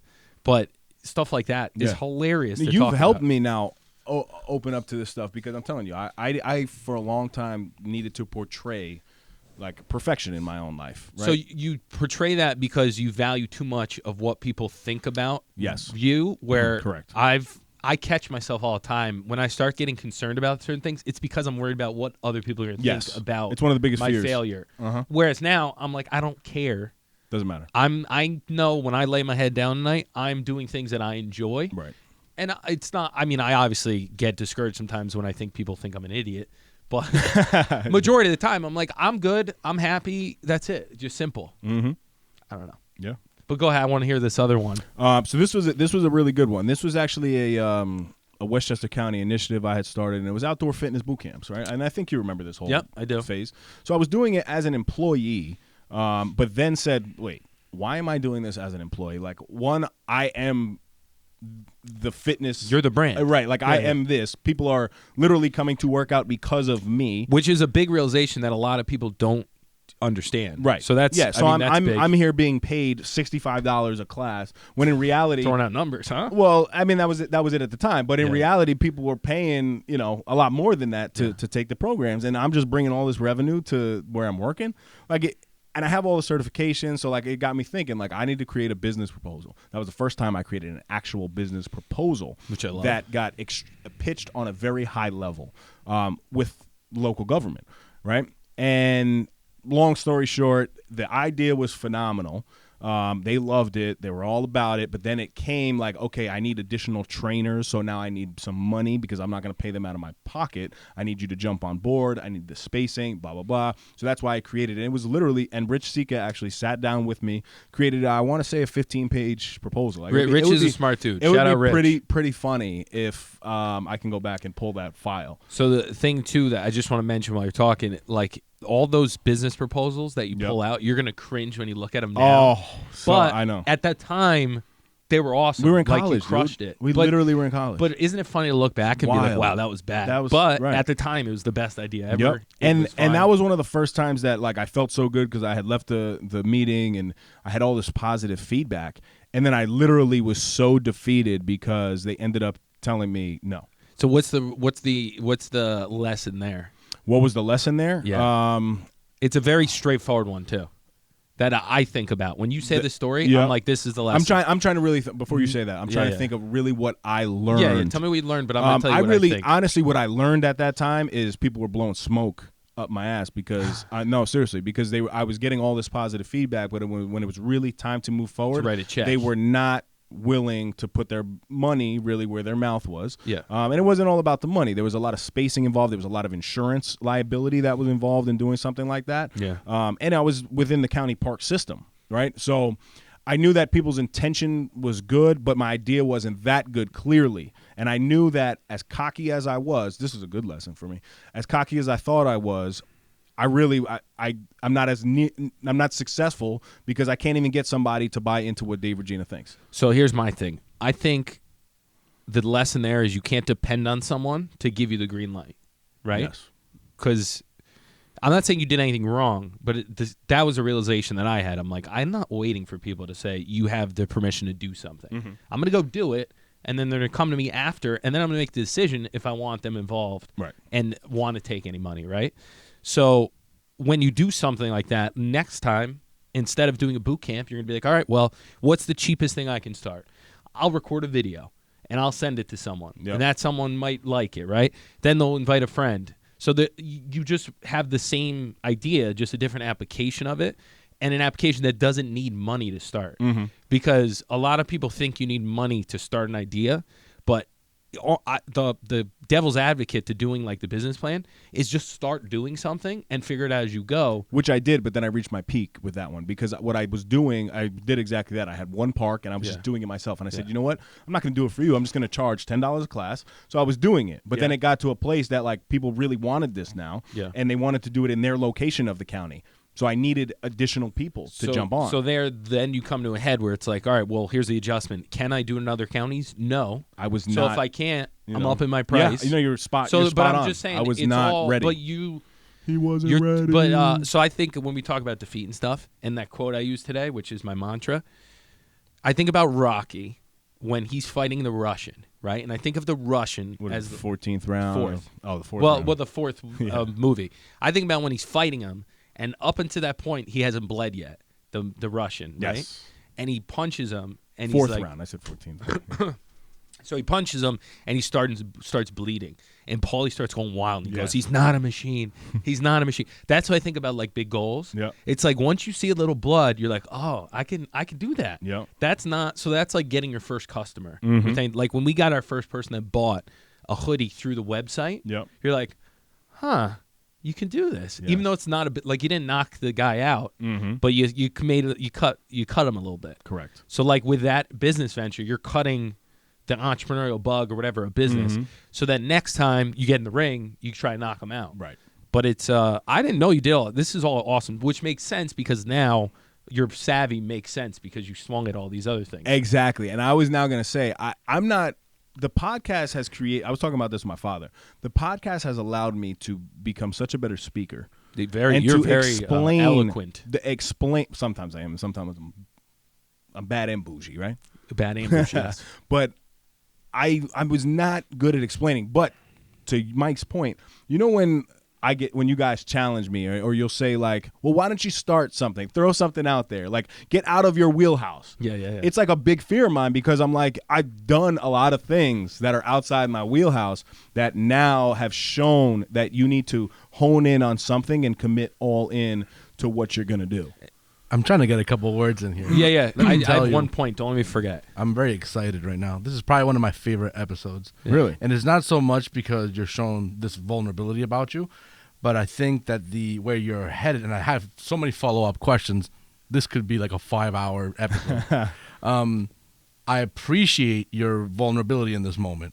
I do. Likewise. And because I think that normally when we see you, it is very machine-like, very, T3. right, T3. I love when he says that. Wait, so, here? so yeah, right there. So this moment of you talking about your failures, your fallings, whatever, I think is fantastic because it does humanize you a bit, and I think that's awesome. But I do have so many questions, and I don't know if I should hit all of them or just one. No, not all of them, but hit. But one of the biggest things I was thinking about, as you take your falls, your fails, or whatever, how do you? And you kind of explained already, and this Mike still has to answer this part, but you already explained how much it affects you, right? And that's I can relate with that, and I think Mike can too, and I'm sure he'll talk about his. But how do you not let the failure, that moment, that feeling, not bring you down to the gutters, and how do you then get yourself up and moving again? Because I think those hurt for you. They hurt. Yeah. You can tell that they hurt. How do you get yourself out of that moment, that embarrassment, that feeling of defeat? How do you get yourself out of that and keep trucking on and do what you normally do with fitness, which is that's where you shine. But this is obviously a little bit different. So with that question, I'll ask you also a question. Why do you not get discouraged with fitness? Well, can I? Wait, let me just. Why do I not get discouraged with fitness? Yeah. Because what? Huh? Well, no, not because I dominate. Because I know this is important. Because I know where I was at, right? And I really look back when I was 16 years old and I was 153 pounds and I was diagnosed with Crohn's disease and I was counted out. Yep. Like people literally counted me out. I would get made fun of. I would look in the mirror and I would hate what I look like. And to now know that, yeah, you know what, I'm not the most fit dude in the world, but fit. My mental is the most fit in the world. And what fitness has done is created this confidence monster that has allowed me to work through the failures and actual failures I'm talking about, because I've accepted defeat in those things, right? I stopped those things. So unless I pick them back up and they become, crazy successful, that's different. But from where I'm at right now, I've accepted the terms of my losses, right? And I've moved on from the situation. In the moment, I hated it. I was not willing to even discuss it. So I allowed myself some time to mourn the loss of my shit work ethic, of the things that I wanted to do that I was not able to pull through on, but knowing that there was going to be something in my life that would come. And when it came, I didn't know it was No Snooze at the time, right? When it came, it was going to be the one thing that I would not give up on. So, follow-up question to yes, that. go ahead. So, and fitness, right? Yep. I'm just using it as an example. You stick with it because you use a term about what it is to you. Starts with an L, ends in style. My lifestyle, yeah. So I think my reaction to that question, I'll let you finish too, is that when you get things that become a lifestyle, right. Like for me, when I found real estate, it became my lifestyle. I was like, I'm going to do this forever. Right. I committed to it forever. Fitness, recently, recommitted to fitness as a lifestyle forever. When your timeline is a forever thing, whatever endeavors you take, it's not a hobby. It's not a hobby anymore. You're not there. Quitting's not an option. Right. So it makes it much easier to. You can get discouraged and fail, but you have to do it because it's an everyday thing. It's a lifestyle. So that was a realization I recently came to. Is like there's certain things and lanes that I have in place that I'm gonna do forever. Yes. Right. Yep. Like marriage, you don't quit on it because it's your life. Right. Kids, it's your life. So that was a big thing that I realized that unless you make something a lifestyle, the chances of you quitting are a lot higher. Well, that's why it was funny. So Mike and I used to battle at the beginning because he's like, it's a brand. I'm like, no, it's a lifestyle. Then we came to the Well, it is a brand too. It's a lifestyle brand. Yeah, then we came to the agreement that it was a lifestyle brand. Yeah. But what you're saying, and I'm sure now that you're saying this, right, I hope this now makes sense to people as to why I'm the way that I am. Right, like I appreciate you acknowledging the vulnerability, but I also what I hate about certain people sometimes in the podcast world, eventually, like you get to a point that the failure becomes like, oh, I'm so vulnerable all the time, and it's okay. I just fail and I fail and I fail and I fail. That's not me, right? Like I'm being dead ass honest with you. Well, I don't want to fail. Yeah, like I'm not trying to well, be I don't defeated. think anyone wants to fail. No, dude, I'm telling you, there's a thing in the world right now, and it's a fad. It's okay to fail. Like, you put yourself out there, and you're so vulnerable, and I tried so hard, and I just came up short, but I'm going to document the journey along the way, and I'm going to get rich doing it. To me, it's stupid. Participation trophies, right? Yeah, like it's just stupid. So I don't enjoy that process at all. And look, I'm not knocking people who do it. If it works for you and that's how you became successful, great. It's not how I'm going to become successful. Yeah. Mike, question for you. Yeah. Rip them, Lotto. Rip them. How much does it affect you when you fail, stumble, fall, whichever Wait, one you want? can I just I want to clarify. Because Mike gets motivated off of a fail, right? But what I want to hear from you on that question is things that truly failed, not the fail versus the fall. Fail meaning like you had to quit. You gave up. There was no additional like motivation that came from it. True failure. Yeah. Right? Like, because that's the difference when we always talk about the fail versus the fall. Yeah. But I want to hear true, like, no, you just sucked at something and there's a lot of you things. couldn't, there's nothing good from it. Yeah. Well, see, I don't think that way because every time I failed in the past and like You learn something. Given up stuff, I got closer to being a better business person, better person in general. I've had more businesses than I can even mention. What about things that you quit that on? I failed? I don't quit on a lot of that's things. They just end, right? Like I had a career in sports that I just said, listen, this isn't for me. I finished whatever I was doing, and then I stopped doing it. There's certain things that, a job that I took that I knew wasn't a long-term thing. I quit. I went in. I said, listen, this isn't for me. I'm going to go pursue something I really want to do. I never looked back. So a lot of this stuff that I do, I put a positive spin on it. But I definitely failed in businesses and, the send out cards thing I did for like 2-3 years. So for me, I get discouraged for like less and less time now. I used to let it dwindle a little bit. Yep. But now you just got to keep it moving because, Major lesson right there, though, for everybody. I don't think I get discouraged. Don't get discouraged. But I think I get allow discouraged the time, less. right? And this is what I'm a process guy.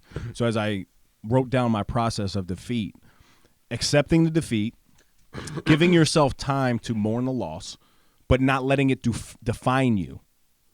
Defeat does not have to define you. It defines you when you become the actual failure, and the failure does not allow you to move forward anymore. Right? Like I failed in these things, but eventually I took the time, had to really think about the lifestyle like Mike was talking about. What is it that I like to do? What is it that I love to do? What is it that I do on a daily basis? Okay, and this is how No Snooze came, right? So you can only allow the failures to define you if you never progress forward. So like for you, CV, you've tried all this weight stuff a bunch of times. Yeah, cool, great. As long as you can get out of your head eventually and find a way to break through it, this does not define you. But in 3 years from now, if we're still sitting here in the same situation and you committed to these 50 pounds and you were not able to do it, now you're almost allowing it to define you, and that's when it becomes a problem. Yeah, so to add, just to finish a thought, I agree with you. The other thing you learn is, like, patience. So, like, in my profession, I don't chose... think I've learned that yet. Well, yeah, you have. No, I know. In my profession, I chose, I was tested early because I was making $0, and it took me 8 or 9 months to get the first deal, or like we talk about, the first big win is always the hardest. And then it gets a little easier. Yep. Gets a little easier. So then in the future, when you get discouraged by lack of activity or something, you realize you're like, well, I wanted to quit at month 7. It's only month 2. Like, what am I? I'm ready. Mm-hmm. And then you just your tolerance for setbacks just gets higher. Yep. I got to make tell sense? you, I think that your thought process is that for this is bulletproof, because I have when it comes to goal setting and things like that, I have a major struggle. And I have another question that I want to follow up with, because I honestly, out of curiosity, I want to see how you guys interpret when you guys decide to set a goal. You know, is it about how much you care about the goal? You know, is it about maybe not caring at all about the goal just in case? Is it about pretending like you don't care? Is it about, you know, setting it low so that you can overcome it, achieve it, and then kind of what you always say, this Build the wins, undersell and over deliver, right? I don't so know. it's all Hell no. I'm just saying, like, when it comes to like that process, how, you know, I think like I said, I think it's bulletproof. But how do you approach your goals that you want?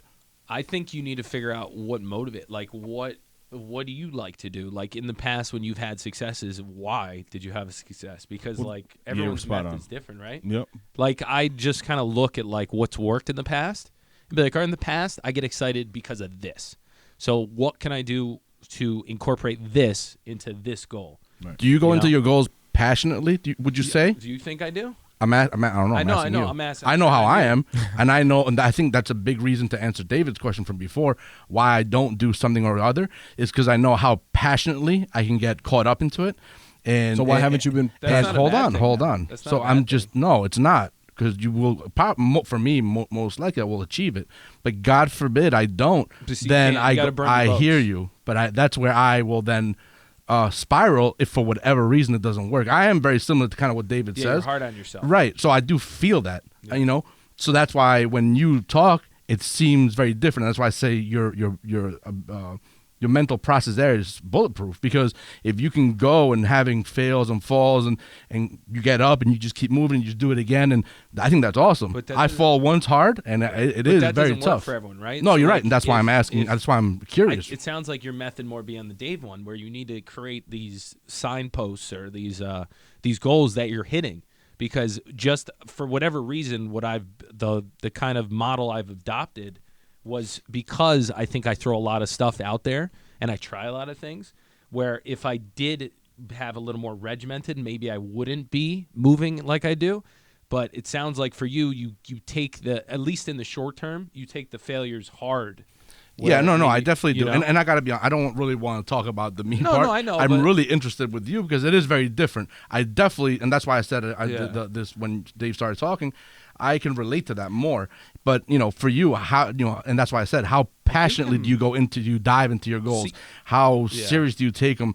You know, maybe it's not that serious and you're serious about everything, I'm sure. I think I'm just clear on what I want to do. And, like, I'm very crystal clear on what I think I am and where I'm going to be, so that even if I don't achieve a goal in the short term, I know I'm getting there at some point.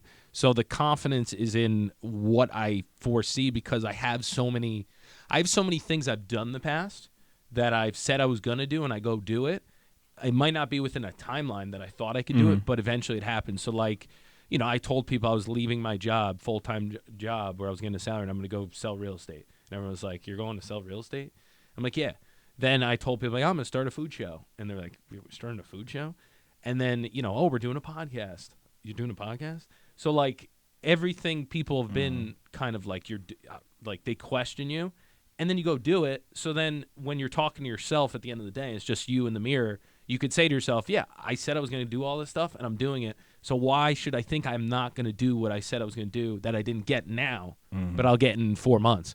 So like you just kind of create, and you do the same thing. You have all these things to look back to when you have that momentum.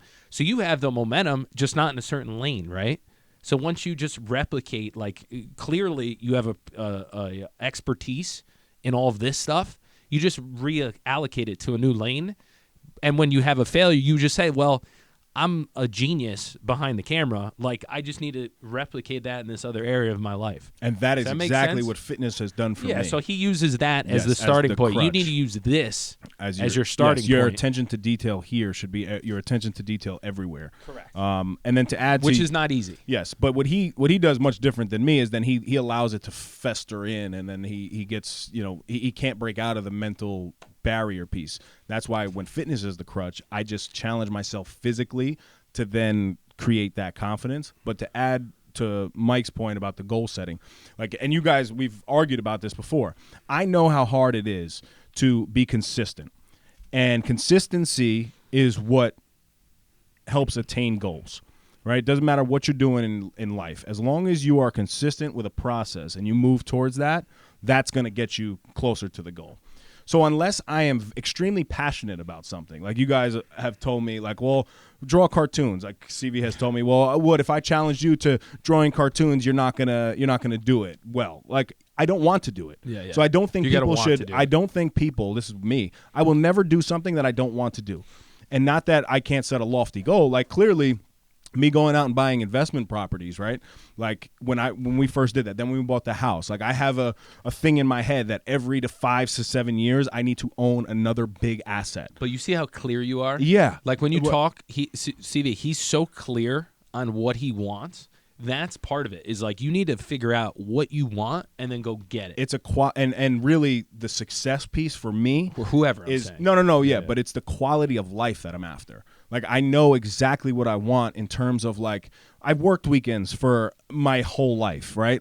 This is the first 2 years now that I have been able to sit back and reap the rewards of not having to work weekends and get to spend time with my family, right? So I know that for me to just take on goals and things, it has to be something that means something and is going to create to the bigger picture.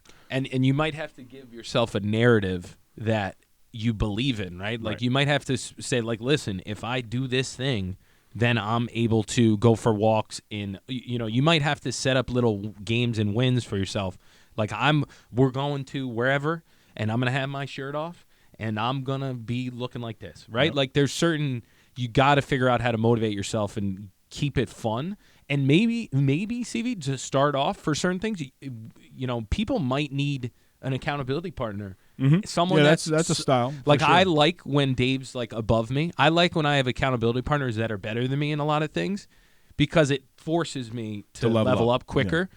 Whereas for you, you might want to do something that's on someone's on your same level, so you don't feel discouraged, like you're not even close to where they are. So it's all a preference thing. You just got to figure it out. How and when do you determine when it's a fall and when it's a fail and you walk away? That's easy.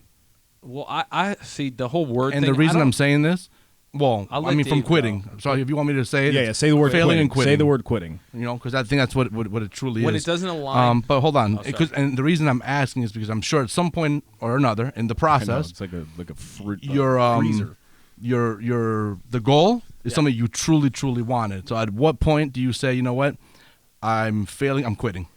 Yeah. I think when you have to have a hard discussion, and I'm sorry to jump in. No, go ahead. You have to have a hard discussion with yourself and say, does this align with what I want to do? And if you're still committed and it is something you truly want to do, you don't quit. Mm-hmm. If it's something that you're not that passionate about and you find yourself not working hard towards it, and it's just not something that's in your cards that would benefit you, your family, your life, then you quit. Mm-hmm. I have no problem with quitting with things. I don't like to say that I'm a quitter, but there's certain things in my life that I've stopped, and I'm like, there's no reason for me to do that. I don't have any fulfillment from it. It's okay to cut your ties with certain things. Mm-hmm. I also don't overthink a lot of things. I make the decision. Yeah, that's a skill. It's definitely a skill. You just kind of, I think action's like the big, when you're too tired to overthink things, that's the move, right? Like when you do a good job of just, habit to habit to habit. So what he's doing there, he's not overthinking anything. He's just doing. Moving to the next Then one. you have a weekend where you have 4 cigars in a sitting. Then you overthink things, right? You give yourself time to recalibrate, and then you go. Yep. But people think we have a long. You don't have a long time. No, hell no. Hell no. So again, just to clarify, Yeah. you set a goal. Let's say your goal is whatever it is in whatever field. And in that moment that you set the goal, you truly wanted it and you were going to work hard. Yep. And it's for some reason along the way it starts not happening. So- when do you decide, I'll know give you what? an example. This is no longer what I want. This is no longer what I was passionate about. I am quitting. So I'll that give you- that was yeah, the yeah, question. I'll give you an And it's not example. about me. Remember, no, I know. I'm just kind of using- wanting. when I I'm talk interested to in someone, I knowing try to- I don't relate it to me. All right. That's how honestly, I work want you to through relate it things. to yourselves because So, that's for where example, the true I'll give it to value you, I'll is. give it to you. So, in the beginning, the goals episode, I wanted to do a Greenwich Capital, right? Remember I was talking about that? And I wanted to use a builder to give people money to do a renovation so I can turn around and sell the property. I still think it works. It's a good business idea. There's a big firm in town that actually just rolled something out, the same concept. Doesn't that piss you off? No, though, too? because you know why? I'm like, "Ugh." But this is the realization I came to. It's not. It doesn't make sense not worth it. in what I'm doing. So as much as I was passionate about it, wanted to do it, drafted up a logo, was about to file, was gonna have talk to people about it nonstop. You sit down and you're like, it's not worth it anymore to do that because I see the potential headaches and things that will come up from it, and I'm okay with quitting on that and putting my energy into something else more lucrative. I think when you quit something, you need something to go to. Yes. Right? Like if you just quit something and don't have an outlet somewhere That's a else. good point. Like if you quit NFL players, right? People that retire, when they retire and they don't have a business or something to go to, it doesn't turn out well. Yep. But the people that have their announcers or they have another business like Wingstop or Wingstop, something, Ricky Rose. Right? when you can move your energy into something else and stay moving forward, then it's productive. So for me, when I quit things, it's because there's other things that I'd rather spend time on that are still more aligned. That's good, and I can add to that too. Right.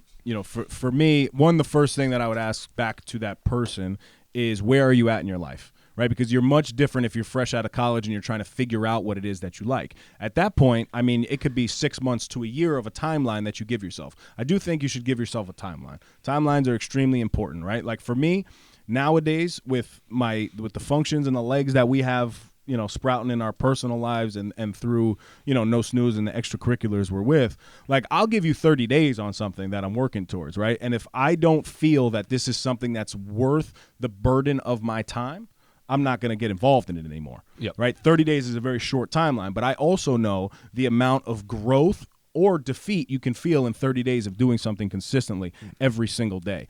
But 30 days is not enough time for somebody who's trying to figure out what it is that they want in their life, right? I know exactly what I want in my life, so my time is a little bit, my approach is different. But the first thing that's important is definitely the timeline. I knew that, like with the hat thing, if I was being honest with myself, me being a hat guy for the rest of my life, like that's not fulfilling to me, right? Me being a beard guy, I'm sure I'm going to be a beard guy. So yes, that makes a little bit more sense. But do I want to be known as like, I got, really rich off of a beard thing? Like, yeah, that'd be great. That'd be cool. But it still wouldn't be my end all, because it's not fulfilling enough. There's it's a hobby still. And I don't know if that answers the question.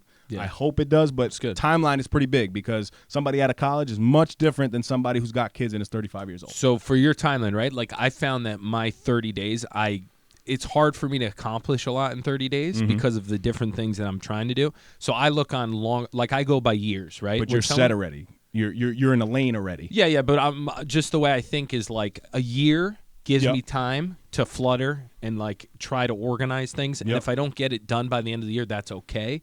But it gives me enough room where I could try to knock things out, even if other endeavors and things pop up. So you would commit, let me ask you this. You would commit to something. If somebody pitched you on a business idea and you liked it, you would give 1 year of your current schedule now, right? Because what I'm thinking about is I have to reallocate time. Well, I was talking about goals, not like a new endeavor. New endeavor too, so right? Goals, like a new goals endeavor also. New endeavor. Okay. Like if someone asked me about like, are you going to get a Tesla? My answer is like by the end of the year. That's different from what I'm thinking about. So I want to make sure we're on the same same page, right? That's like that's you're the saying only thing. completely new. Yeah, like I'm saying, if somebody tells if me someone to do says, something, yeah, like if someone's like, hey, listen, and it aligns with what I want to do, it's and I gotta don't align. do it by the Right. end of the year, then it means it wasn't as Right. important. No. I So don't for even, me, so you're already figuring out that it's something you want to do. For me to figure out if it's something I even want to do, I know that dedication of the 30-day process that I would put to it, that would then allow me to know, is this something I can even see myself doing for the next year, 2 years, the rest of my life? I think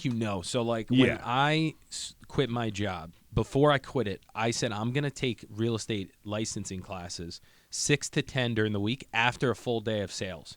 That's because commitment. if I quit, that means I don't really want it. But if I stick with it and it's going to suck for however it was like a couple months, then I know I really want to try this. That's fire. So I literally just put a situation where like it's difficult. And your back's already against the wall. You have to find a way I've through spent money. if it's worth it to you. Yeah. God damn it, Michael. But that was like the first test.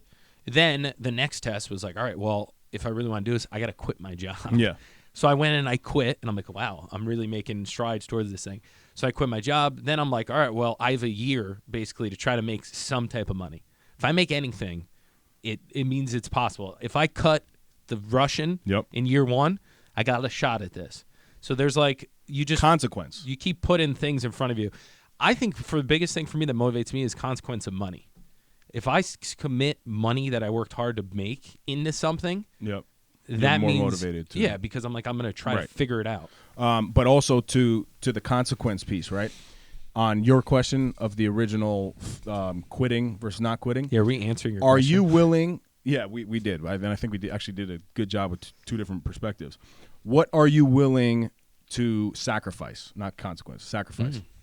If you're not willing to sacrifice something, it's not worth it. Because if something truly means something to you, you would sacrifice it and be able to say, you know what, this amount of time and effort is going to be worth it because of X, Y, and Z. And if it's not, you'll always quit. Yeah. You'll always quit. Yeah. Right? Sacrifice is big. That's a good point. I found myself, I know. When I'm done with something, I'm done. And then you can't work your way back. Yes. Right? Because you're like, there's certain things I can't talk about. But when you commit in your head and you're second guessing it, it's just not productive. Right. Like at my past job where I was recruiting, I know the day where it happened, where I was taking crap from the boss, and I'm like, I don't even want to be here. You know, I'm doing a disservice to everyone by even being in the room. You think everybody has that? Yeah, everyone knows. You got to trust. I think people don't trust their intuition enough. But here's the devil's advocate. Sometimes your intuition isn't right. It's just you're not. You didn't mentally get ready. Good but point. once you're at a certain point, you know. And in terms of the intuition piece, right? You have to know that as long as you know and you want to rely on your intuition, that's great. But just know, just as a human being, when adversity and struggle happens, your intuition is going to tell you to tap out. But if you want it enough, you find a way. So that's the argument. Exactly. It's like, so you know, if you tap out early, that really wasn't your intuition. Your intuition and your instinct always is trying to protect you. That's what your brain does. It tries to protect from hurt. So it will tell you to tap out of something before you accept the hurt. What we don't do is we never allow enough time and enough adversity to actually happen to work through the things. Like you put your back against the wall with real estate multiple times and you were able to find a way. You knew that it was something that you wanted to do. So again, it comes back to a timeline piece of really knowing what it is that you want and what you're interested in. That's where it starts. We're rambling. Yeah. Well, if you keep coming back to something, you know, like your brain is smarter than you. So if, like I said it in one episode, if you keep talking about something, it means you keep thinking about it. Yeah. Even if you don't in your head consciously sit there and think about an item. If you talk, like Tesla has come up in my head a million times. I'm not saying it's like an important thing, but that means I really want a fucking Tesla. Right. So like the more you talk about it, the more it comes more into fruition. You talk to people, you figure it out. So like there's certain things that you don't even intend on bringing up in convo. But if it comes up, it needs attention, right? So, like, for whoever, there's certain things that I've said to people, business-wise, personal life, that I'm like, damn, like, that's something I really need to address because it keeps coming up. So I need to do it. Yeah, you had put that in my head when you said it. You got anything else for us? That was awesome. We need to get a heater down here. I'm for a reason. I know, me too. It's the low body fat. It's low body fat. This might be the best episode yet. This is good. We're just rambling. And you know what's crazy? I'll save it for another time. That I didn't even speak on one of my major personal failures. Wow, he could the cliffhanger. That was good. I'm dead serious, but I will save it for another time, so we have to make sure that it comes out. But that is the when Karina and I were talking about it, right? Those were the business ones, and there's one like personal life failure, true defeat of mine, and we will just remind me to eventually bring it up. That's on TV. All right. So this will bring us to my favorite section, Dave's Dime of the Week. Dimes.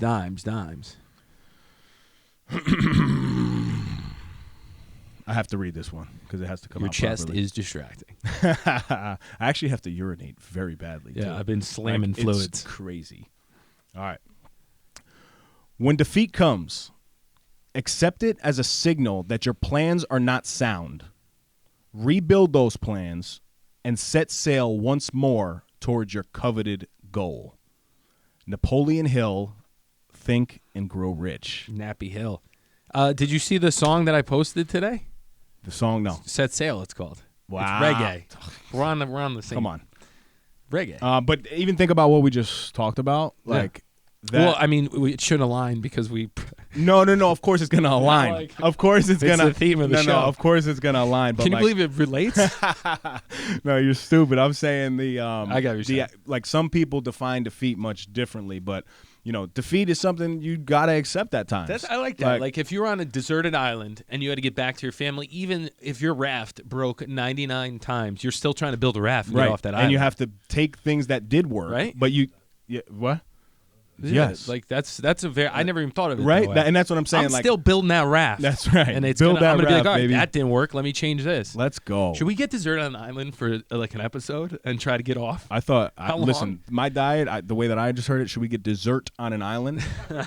Absolutely, 100%. I'm in. So my Miguelito's mantra. Ito. It's by my guy Patrick Bet-David. Been on a huge kick. Guy's an animal. Great accent. Great dad. Dude, Accent fire. tell me, why should we get accents? Yes. I believe him so much more because he mispronounces certain things. Yes. But I think that's that authenticity. Is that piece. why you just said dessert? What do we have in that why? Oreos? Roger Bannister said his 4-minute and 3-second mile in 1953 made him realize that the 4-minute mile was not out of reach. Part of daring to achieve the impossible is letting failure motivate you rather than discourage you. So if you get 14.2% body fat, we're getting the 10, baby. We are, baby. I'm holding you accountable to that. Until next time, stop snoozing. Get up and get after it. Warm me up. Out for a week. That's another Epi in the books. Go follow us on Instagram and Facebook at No Snooze Podcast. Subscribe to our YouTube channel, No Snooze.